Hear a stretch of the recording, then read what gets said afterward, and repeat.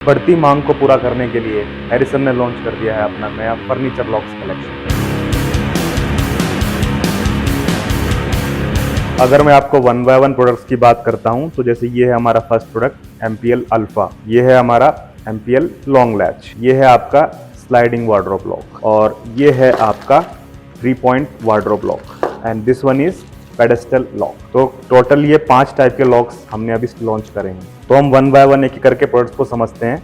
तो उसके लिए हम स्टार्ट करेंगे। तो ये है आपका एमपीएल अल्फा। आइए देखते हैं इसके अंदर क्या है। जैसे कि आप देख सकते हैं इसके अंदर आपका ये है लॉक। तो पहले हम ये पॉलीथीन ओपन कर लेते हैं। तो ये है आपका एमपीएल अल्फा, देन ये है आपकी keys.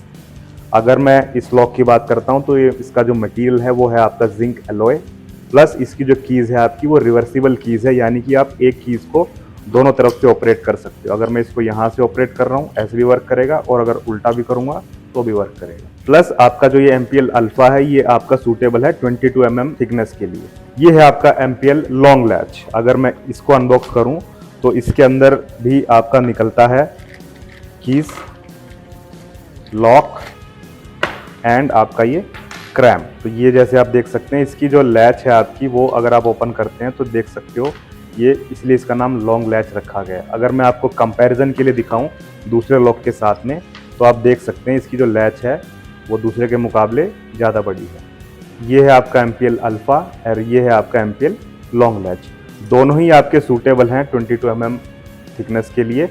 And the another difference is इसमें आपकी रेगुलर कीज थी रिवर्सिबल, इसमें आपकी कंप्यूटराइज कीज है, ये भी आपकी रिवर्सिबल। ये है आपका स्लाइडिंग वार्डरोब लॉक। तो इसकी अगर मैं अनबॉक्सिंग करूं तो जैसे ये आप देख सकते हैं इसके अंदर आपका जो फर्स्ट प्रोडक्ट है वो है आपका की, देन ये है आपका स्लाइडिंग वार्डरोब लॉक।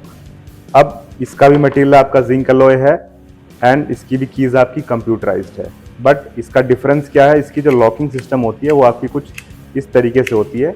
ये आपके स्लाइडिंग वार्डरोब्स या कैबिनेट्स के लिए यूज़ किया जाता है।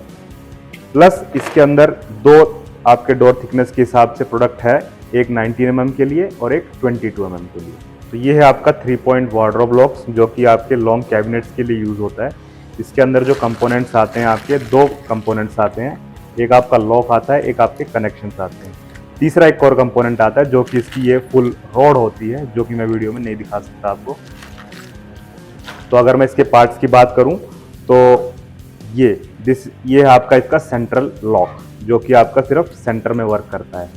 बट इसके साथ में जो आपकी ये क्रैम्स आते हैं ये आपके वार्डरोब के टॉप एंड और बॉटम एंड पे लगते हैं और वो इस रॉड से कनेक्ट होते हैं। तब जब आप इसको ओपन करेंगे तो आपका दोनों तरफ से कैबिनेट लॉक हो जाए। और फाइनली ये आपका जो लास्ट प्रोडक्ट है ये है आपका पेडेस्टल लॉक।